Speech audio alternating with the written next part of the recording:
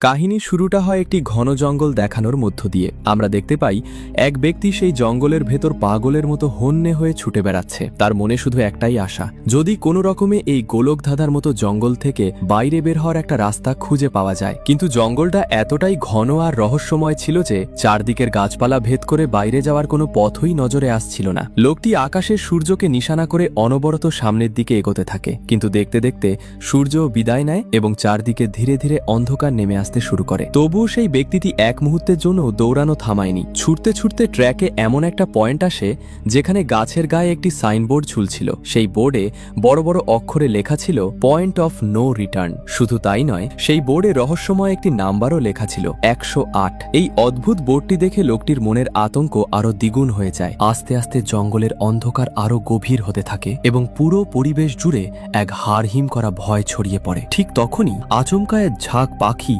ডানা ঝাপটে জঙ্গল ছেড়ে আকাশের দিকে উড়ে চলে যায়। সবচেয়ে আশ্চর্যের বিষয় হলো, লোকটি মাইলের পর মাইল পথ পাড়ি দিলেও এই বিশাল বনের ভেতর একটিও বুনো জন্তু বা পশুর দেখা পায়নি। না জানি এই জঙ্গলে এমন কি লুকিয়ে আছে যাকে বনের হিংস্র পশুরাও ভয় পাচ্ছে। তীব্র আতঙ্কে ও ভয়ে কাঁপতে কাঁপতে লোকটি এবার নিজের সর্বোচ্চ গতিতে দৌড়াতে শুরু করে। কিন্তু টানা কয়েক ঘন্টা চলার পর হঠাৎ করেই এক জায়গায় এসে সে থমকে দাঁড়ায় এবং তার পুরো মুখে চরম হতাশা ও অন্ধকার নেমে আসে। কারণ সে দেখে তার ঠিক সামনে আবারও দাঁড়িয়ে আছে সেই 108 নাম্বারওয়ালা সাইনবোর্ড, যাতে লেখা ছিল পয়েন্ট অফ নো রিটার্ন। এতক্ষণে সেই লোকটির মাথায় পুরো বিষয়টা পরিষ্কার হয়ে যায়। সে আসলে একটা অন্তহীন চক্রে ফেঁসে গেছে। এই জঙ্গল থেকে সে যতই পালানোর চেষ্টা করুক না কেন, ঘুরে ফিরে তাকে একই জায়গায় আসতে হবে। এখান থেকে বের হওয়ার কোনো পথ নেই। কোনো উপায় না দেখে সে এবার মাথা গোজার মতো একটা নিরাপদ জায়গা খুঁজতে থাকে। কিন্তু পুরো খোলা মাঠে কোথাও কোনো আড়াল ছিল না।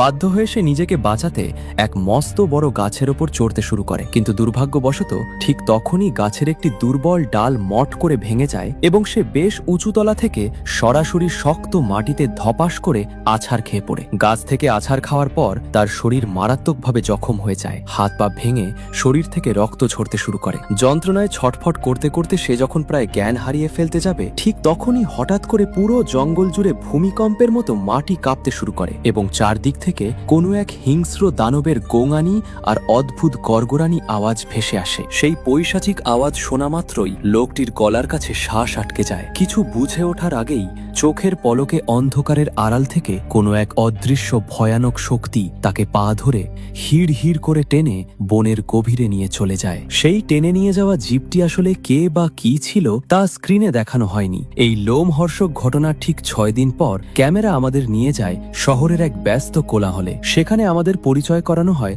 মিনা নামের এক মেয়ের সাথে, যে শহরের একটি বার্ড শপ দোকানে কাজ করে। একদিন দোকানের মালিক সেখানে আসে এবং মিনাকে অর্ডার দেয়। দোকানের খাঁচায় থাকা একটি সোনালী তোতা পাখি শহর থেকে বহু দূরে অবস্থিত এক বিশেষ চিড়িয়াখানাতে ডেলিভারি দিয়ে আসতে হবে। মিনা বসের নির্দেশ মেনে নিয়ে সেই খাঁচাটি গাড়িতে তোলে এবং নিজের মোবাইলের ম্যাপে সেই চিড়িয়াখানার লোকেশন সেট করে নিয়ে এক দীর্ঘ সফরে রওনা হয়ে যায়। শহর পার হয়ে হাইওয়েতে ওঠার পর রাস্তার পাশে থাকা একটি বড় নোটিশ বোর্ডে মিনার নজর যায়। সে দেখে সেখানে বহু নিখোঁজ মানুষের ছবি আর পোস্টার মারা রয়েছে। অর্থাৎ এই এলাকা থেকে ইদানিং প্রচুর মানুষ রহস্যময়ভাবে গায়েব হয়ে যাচ্ছে। কিন্তু মিনা সেসবে বেশি কান না দিয়ে নিজের মনে গাড়ি চালিয়ে সামনের দিকে এগোতে থাকে। পথের মাঝে জলদি পৌঁছানোর চক্করে মিনা মেইন হাইওয়ে ছেড়ে জঙ্গল ভেদ করে যাওয়া একটা শর্টকাট রাস্তা বেছে নেয়, যাতে সে দ্রুত তোতা পাখিটিকে চিড়িয়াখানায় পৌঁছে দিতে পারে। আর গাড়ি চালাতে চালাতে সে এসে পৌঁছায় ঠিক সেই গভীর জঙ্গলের মাঝখানে, যেখানে 6 দিন আগে আমরা এক ব্যক্তিকে ওভাবে গায়েব হয়ে যেতে দেখেছিলাম। জঙ্গলের ওই পয়েন্টে আসতেই মিনা এক চরম মুসিবতে ফেঁসে যায়। সে গাড়ি থামিয়ে নিজের মোবাইলের ম্যাপ চেক করতে গিয়ে দেখে মোবাইলের সমস্ত নেটওয়ার্ক উধাও হয়ে গেছে এবং এমনকি তার গাড়ির রেডিওটাও এক অদ্ভুত আওয়াজ করে বন্ধ হয়ে যায়। চারদিকের এই থমথমে পরিবেশ দেখে মিনা ঘাবড়ে যায় এবং গাড়ি ঘুরিয়ে ওখান থেকে ব্যাক করার চেষ্টা করে। কিন্তু ম্যাজিকের মতো চারদিকের রাস্তা এমনভাবে বদলে যায় যে সে বাইরে বের হওয়ার মেইন রাস্তাটাই আর খুঁজে পাচ্ছিল না। এর কিছুক্ষণ পরই জেনারেটর বিকল হয়ে মিনার গাড়িটি মাঝ রাস্তায় পুরোপুরি নষ্ট হয়ে যায়। কোনো উপায় না দেখে মিনা গাড়ি থেকে বাইরে পা রাখে এবং ঠিক তার চোখের সামনে ভেসে ওঠে গাছের গায়ে লাগানো সেই অভিশপ্ত 108 নাম্বারওয়ালা board, point of no return. Mina কিছুই বুঝতে পারছিল না যে তার সাথে এগুলো কি হচ্ছে। সে আর কোনো ঝুঁকি না নিয়ে তোতা পাখির খাঁচাটি নিজের হাতে তুলে নেয় এবং আশেপাশে কোনো মানুষের সাহায্য পাওয়া যায় কিনা তা দেখার জন্য পায়ে হেঁটে বনের ভেতরের দিকে এগিয়ে যায়। কিন্তু দুর্ভাগ্যবশত মাইলের পর মাইল চষে বেড়ালেও সেখানে কোনো মানুষের নাম নিশানা পর্যন্ত ছিল না। চারদিক থেকে নিরাশ হয়ে সে যখন আবার হেঁটে ঠিক সেই জায়গায় ফিরে আসে যেখানে সে নিজের গাড়িটি পার্ক করে রেখেছিল, তখন তার পায়ের নিচের মাটি সরে যায়। সে দেখে রাস্তা পুরো ফাঁকা, সেখান থেকে হাওয়া হয়ে গেছে। এই অলৌকিক কাণ্ড দেখে মিনা চরম আতঙ্কে ও টেনশনে পড়ে যায়।